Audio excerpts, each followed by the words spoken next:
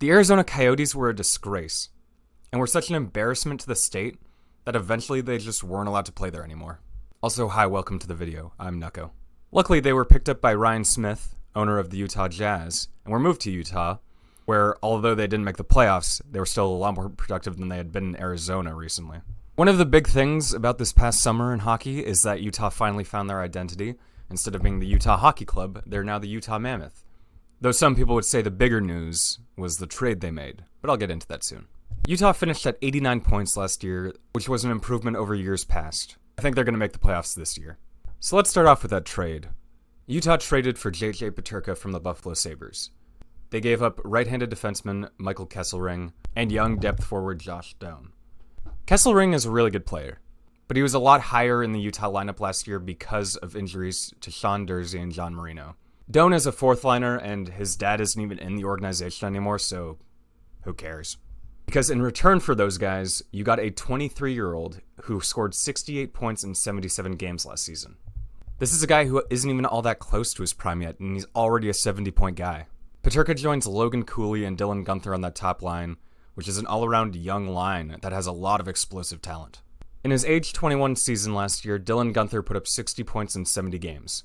Dylan Guenther is a name that's probably going to haunt me for the rest of his career. I still don't actually know if the worst part of that trade was losing Dylan Guenther or gaining Oliver Ekman-Larsson. I do really think Guenther could be a threat to score 40 this year. He's around a lot of playmakers, and he has a great shot. He's a goal scorer already. I think 40 goals is on the table.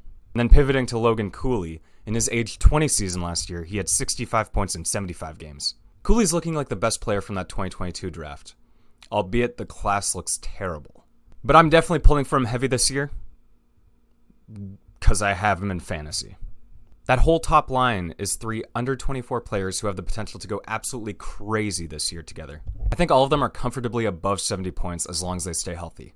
Who knows, they could even push to 80. So that's already scary. And then you look at the second line, and it starts with Clayton Keller. The two top lines are probably interchangeable, although the top line has more scoring. The second line has Clayton Keller.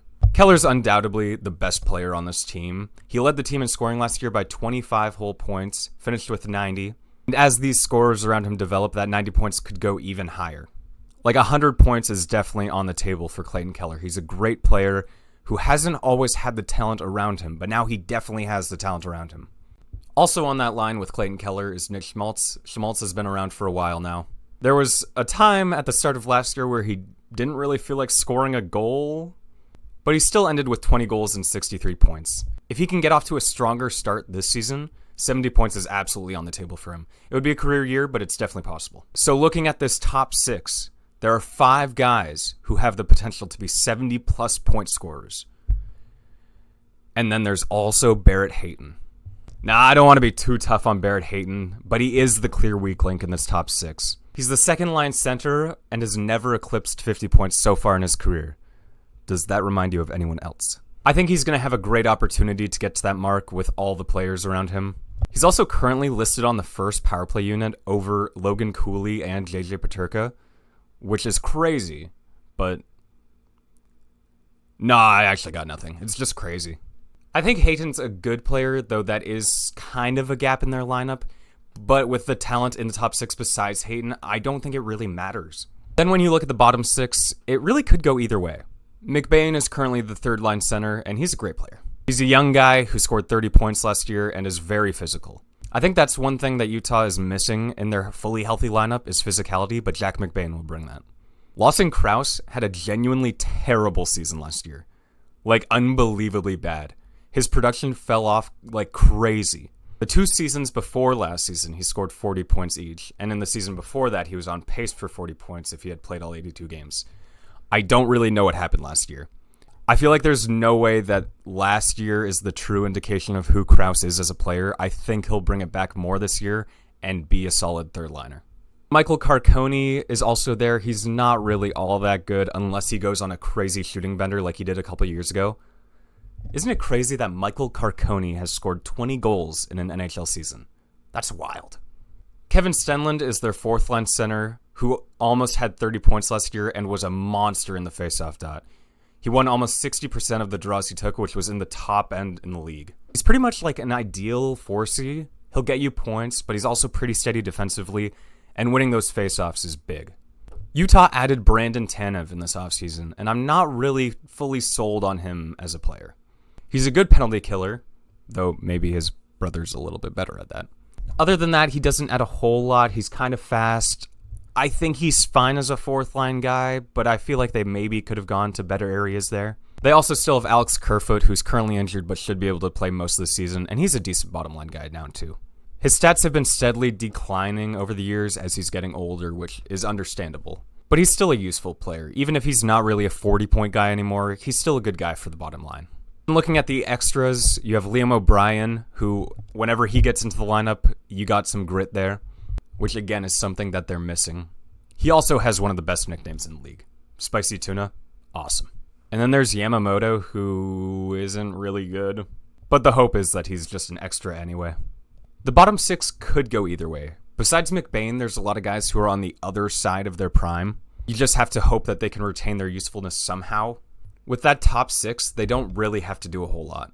They have to provide secondary scoring every so often, which they can definitely do, but that top six can do the heavy lifting on offense. Now looking at the defense, I've already talked about Durzi and Marino a little bit. Utah had 89 points last year, and they were missing both of these guys for half the season. And those are two really important players for them. Durzi's a great young player, Marino's a great semi-young player. So getting them back is going to add wins to this lineup. But the real star on defense is Mikhail Sergachev. He put up a great season last year after being traded from Tampa. His last season in Tampa didn't go so well. He was injured quite a lot. He also had one of the greatest captions in hockey Instagram history after one of his injuries. He managed to put up 53 points in 77 games last season, which is very good for a defenseman. But I think he can go even further than that. He's entering his prime now. I feel like this could be a career year for him. He scored over 60 points in Tampa a couple seasons ago, and I feel like he can replicate that as Utah's first option on defense. Who knows, maybe even 70. After that top three on defense, it's kind of the Young Olympics. Ian Cole is back for year 2 with Utah. He's not too bad, but at 36 years old, his analytics have slightly fallen off. I'm not really sure he's a top 4D like what he's projected to be currently. Hopefully for Utah's sake, he doesn't score on his own net like he did for 7 games in round 2 a couple years ago for some reason. And then speaking of Canucks legends, they also brought in Nate Schmidt. Schmidt is fresh off a Stanley Cup victory. He's now 34, but his defensive analytics last season were really, really good. He can probably overtake Cole for that spot on the second pair, but no matter what, he's a very solid depth defender in their lineup. And then there's Olli Mata. He had a lot of useless seasons in Detroit and Pittsburgh over the years, but last year in Utah, he was actually really good. By really good, I mean for a third-pairing defenseman, like he was solid. While Utah's defense might not exactly knock your socks off, it's pretty well-rounded, it's very experienced, and it can do some damage. They've got scores, they've got shutdown defensemen, they've got a lot of everything on defense. Goaltending, I would say, is a concern for this team. Karel Vejmelka is slightly inconsistent. He did randomly put together one of the greatest regular season games by a goaltender ever last year. Early in the season against Carolina, he saved 49 of 50 and had a goal saved above expected of 7. There were a lot of downsides to Vejmelka's year.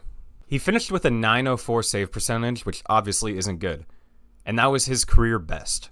It was his 4th season in the NHL, and he's 29, so if he hasn't settled in by this point, there's a little bit of concern there. I'm not sure he can ever be a top 20 goalie in the league. I think he has the potential to be better than he has been. But he's just so shaky. I don't know. And then with the departure of Connor Ingram, the backup is Vitek Vanacek. Vanacek is not a guy you are ever going to want to rely on back there. He actually did just win the Stanley Cup with the Panthers as their backup. Do you want to guess how many minutes he played in the postseason? Do you want to guess? It was nothing. He didn't play. He was brutal in 17 games with the Sharks. And I would give him the benefit of the doubt and say, oh, well, he was playing on the Sharks. But he had similar numbers in his 7 games with Florida in the regular season too. Goaltending is definitely Utah's biggest weak spot to me. I think they may have to outscore their problems because these goalies are not good. But with that offense, I think it's definitely possible.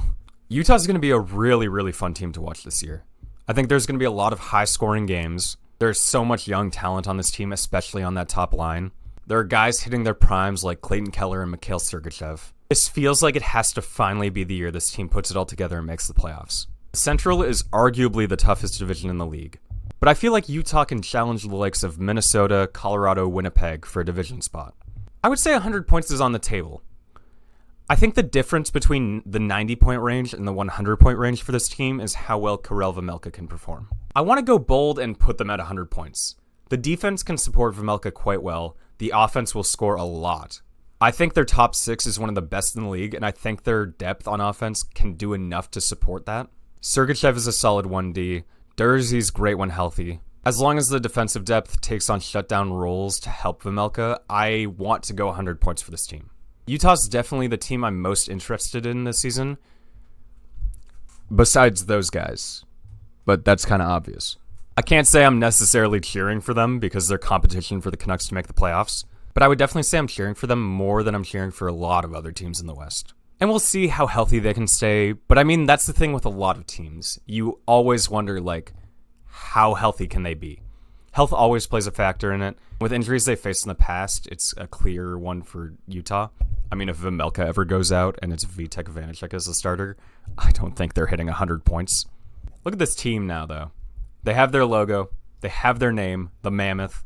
It's going to be a fun team to watch. So what do you think about Utah? Do you think they're a threat this year? Because let me tell you, I'm like genuinely terrified. When that Peterka trade hit my phone, I was just lying down on the floor staring at the ceiling wondering how this could happen. So now that I've made this video, I mean, it's kind of a win-win for me because either I'm right about Utah or they suck and they're not a threat to Vancouver. I'll just look on the bright side. I guess we'll just have to wait and see how good Utah is. I think this is their year.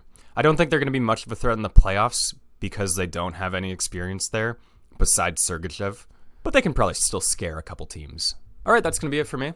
What do you think about Utah? Let me know. Season starts soon. Let's go, baby.